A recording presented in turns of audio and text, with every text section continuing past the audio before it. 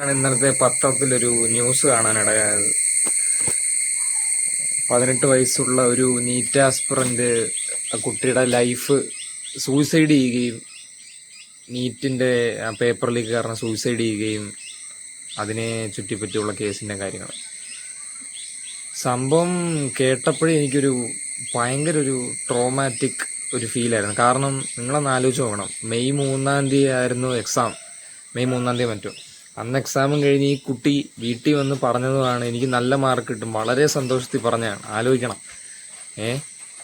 അപ്പോൾ അവരുടെ വീട്ടുകാരെല്ലാം ഭയങ്കര എക്സ്പെക്ടേഷൻ ഇരുന്നതാണ്. ആ കുട്ടിയുടെ അച്ഛനെന്ന് പറയുന്നത് ഒരു 3 ലക്ഷത്തിന്റെ കിസാൻ എന്തോ ഒരു ക്രെഡിറ്റ് ലോൺ എടുത്തിട്ട് ആണ് ഈ കുട്ടിയെ പഠിപ്പിച്ച് കോച്ചിങ് ചെയ്തത്.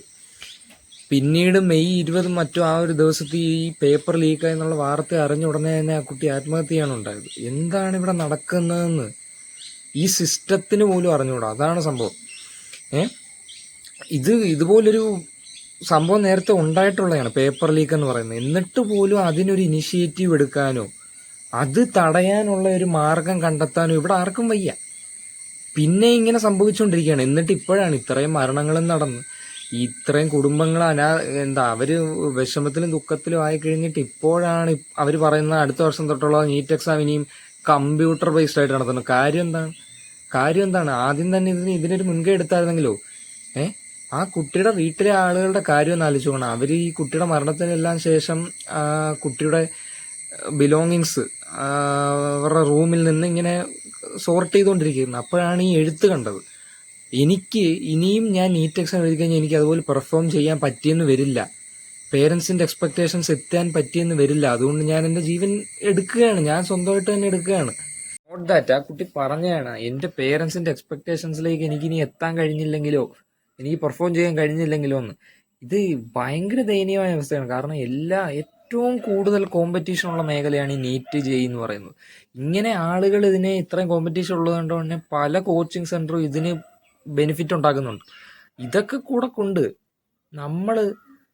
നമ്മുടെ ലൈഫാണ് ഇവിടെ തകരാറിലായി പോകുന്നത്. നമ്മുടെ കുടുംബത്തിലുള്ളവർ, നമുക്ക് അറിയുന്ന ആളുകളുടെ ഒക്കെ അവരുടെ സ്വാർത്ഥ താല്പര്യങ്ങൾക്ക് അവരെന്തും ചെയ്യും. കോച്ചിങ് സെന്ററിലുള്ളവർ അതാണ്. നമ്മൾ ഇത്ര ലക്ഷങ്ങളും മുടക്കി നമ്മുടെ പ്രായവും പോകുന്നു, നമ്മൾ വർഷങ്ങളും കളയുന്നു. പക്ഷെ അവർക്ക് ബെനിഫിറ്റാണ്, അവർക്കത് ബിസിനസ്സാണ്. പിന്നെ നമ്മൾ ഈ സൗത്ത് സൈഡിലാണ് ഇരിക്കുന്നത്. നോർത്തിൽ പല കാര്യങ്ങളും നടക്കുന്നുണ്ട്. നമ്മളിതൊക്കെ അറിയുന്ന പത്രം വഴി അല്ലെ ന്യൂസ് വഴി മാത്രമാണ്. അല്ലാതെ നമുക്കൊരു മറ്റൊരു സോഴ്സ് ഇല്ല. പല കാര്യങ്ങളും നമ്മൾ അറിയാതെയും പോകുന്നുണ്ട്. മനസ്സിലായില്ല? അവിടെ ഒരു ബാരിയറാണ്. ഈ നോർത്ത് സൈഡിലേക്കുള്ള കാര്യങ്ങൾ സൗത്തിലോട്ട് വരാതെയും സൗത്തിലെ കാര്യങ്ങൾ നോർത്തിലോട്ട് അധികം പോവാതെ. സൗത്തിൽ അങ്ങനെ ഭയങ്കര ഭയാനകമായ കാര്യങ്ങളൊന്നും നടക്കുന്നില്ല. ഏറ്റവും കൂടുതൽ ശ്രദ്ധ വേണ്ടുന്നതും ഭയങ്കര അധികം ന്യൂസ് വരുന്നതും ഈ നോർത്ത് സൈഡിൽ നിന്ന് തന്നെയാണ്. അവിടാണ് ഏറ്റവും കൂടുതൽ കുഴപ്പങ്ങൾ ഉള്ളത്. നമുക്കറിയാം, നമുക്ക് കേരളത്തിൽ താമസിക്കാൻ നമുക്ക് ഇവിടുത്തെ കാര്യങ്ങൾ നല്ലോണം അറിയാം. പക്ഷെ അങ്ങോട്ടുള്ള കാര്യങ്ങൾ അറിയണമെങ്കിൽ നമുക്ക് ആകെപ്പാടെ 2 സോഴ്സേ ഉള്ളൂ. തന്നെയല്ല ആ സോഴ്സിൽ നിന്ന് കിട്ടുന്ന ഇൻഫർമേഷൻ ലിമിറ്റഡുമാണ്. അങ്ങനെ ഒരു കാര്യവും കൂടെ ഉണ്ട്. അങ്ങനെയാണ് ഇപ്പോഴത്തെ നമ്മുടെ എല്ലാവരുടെയും ഒരു സിസ്റ്റം ബേസ് ചെയ്തിട്ട് അതാണ് എല്ലാവരുടെ ഒരു അവസ്ഥ.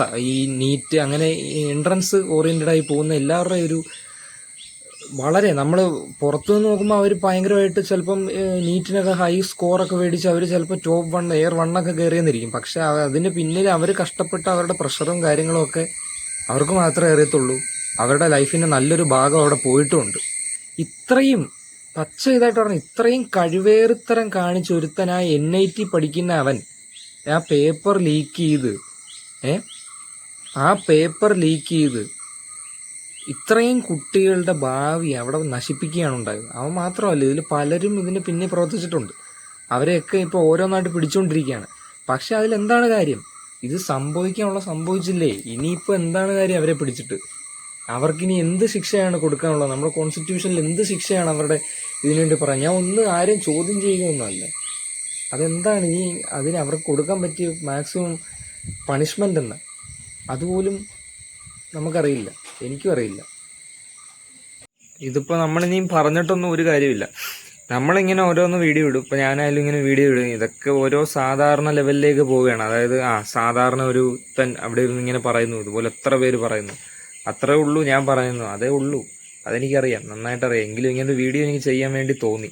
സർഫസ് ലെവലിൽ നിന്ന് ഇവിടെ ഇരുന്ന് ഇങ്ങനെയൊക്കെ പറയും, ഇതിലിങ്ങനെ മറ്റേ സിസ്റ്റത്തിന്റെ കുഴപ്പമാണ്, അവരിങ്ങനെ ചെയ്തു, കുറെ പേരെ പോലീസ് അറസ്റ്റ് ഒക്കെ ചെയ്തു. നമ്മൾ വിചാരിക്കും ഇവരൊക്കെയാണ് ഇതൊക്കെ ചെയ്തത്. പക്ഷെ അതൊന്നും അല്ല. ഇതിന്റെയൊക്കെ പിന്നില് പ്രധാനമായിട്ടൊരു മാസ്റ്റർ മൈൻഡും ഒരു സൂത്രധാരനും ഒരു ഗ്രൂപ്പ് ഓഫ് പീപ്പിളും ഒക്കെ ഉണ്ട്. പക്ഷെ നമുക്കതൊന്നും അറിയാനുള്ള വകുപ്പില്ല. അതിനെപ്പറ്റി കൂടുതൽ ഡീപ്പായിട്ട് പോകാനും നമുക്ക് അതിന്റെ ആവശ്യമില്ല. കാരണം നമ്മളല്ല അതൊന്നും ചെയ്യേണ്ടത്. നമ്മുടെ ഇന്ത്യൻ പാർട്ടി, മെയിൻ ഭരിക്കുന്ന പാർട്ടി, അവര് എന്തെങ്കിലുമൊക്കെ ചെയ്ത് അതിന് ഇനിഷ്യേറ്റീവ് എടുക്കുന്നുണ്ട്. നമ്മൾ കാണുന്നതാണ് പത്രത്തിൽ. അങ്ങനെയൊക്കെ എന്തെങ്കിലും ചെയ്ത് മേ ബി എന്നേലും ഒരിക്കൽ ഇവരെയൊക്കെ കണ്ടുപിടിക്കാനോ ഒക്കെ സാധിച്ചേക്കാം. അതൊക്കെ ജസ്റ്റ് ഒരു ബിഗ് ഇഫാണ്. അതല്ല, അത് നടക്കണമെന്ന് പോലും ഇല്ല. മനസ്സിലായില്ലേ? അങ്ങനെയൊക്കെയാണ്. അപ്പോൾ ഇങ്ങനൊരു വീഡിയോ എനിക്ക് ചെയ്യാൻ തോന്നി. ഇത്രേ ഉള്ളൂ. ഓക്കെ.